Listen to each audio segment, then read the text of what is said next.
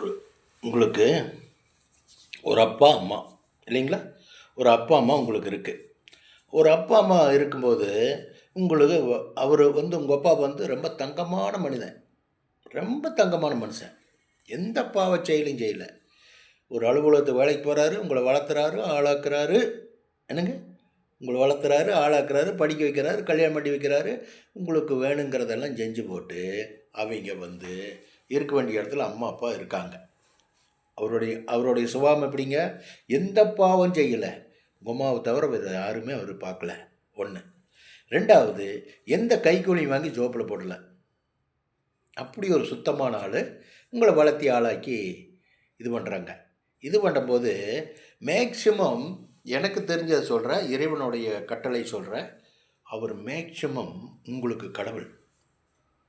உங்களுக்கு கடவுள் அவங்க.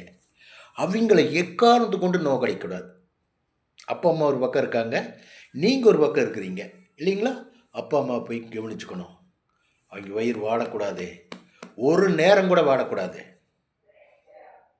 ஒரு நேரம் கூட பசி பையன் வரேன்னு சொன்னால் வரவே இல்லை, மத்தியானம் வரவே இல்லைங்க, சாப்பிடல, நைட்டுக்கு இது வருவானோங்கிற வார்த்தை வரவே கூடாது.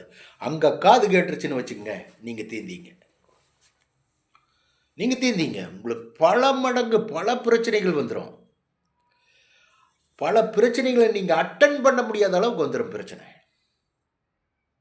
சொல்கிறேன், உங்கள் இஷ்டம் அது. அப்பா அம்மா தான் தெய்வம். தெய்வத்தை கும்பிட்டு உடனே வண்டி எடுத்துகிட்டு போகிறீங்க, அப்பா அம்மாவுக்கு என்ன வேணுமோ வாங்கி கொடுக்குறீங்க. அப்பா அம்மா சாக வரையிலும் கவனிச்சிட்டிங்களா, உங்கள் வாழ்க்கை சொர்க்கமாக இருக்குங்க. உங்கள் வாழ்க்கை சொர்க்கமாக இருக்கு, சுகமாக இருக்குது. ஏன்னு கேட்டால் கடவுளுடைய அனுகிரகம் பெற்றவர் உங்கள் அப்பா.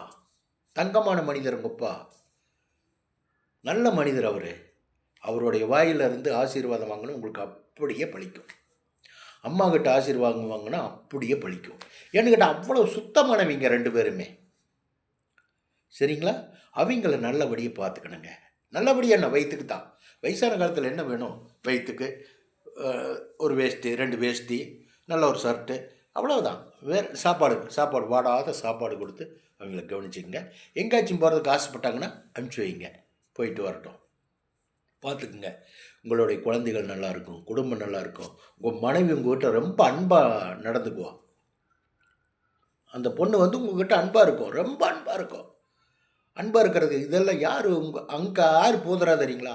இறைவன் பூந்து உங்களை பார்த்துக்குவார். அப்பா அம்மாவை நீங்கள் கவனிக்கிறீங்க, இறைவன் உங்களை கவனிப்பார். சரிங்களா? கொஞ்சம் பாருங்கள். ஓகே.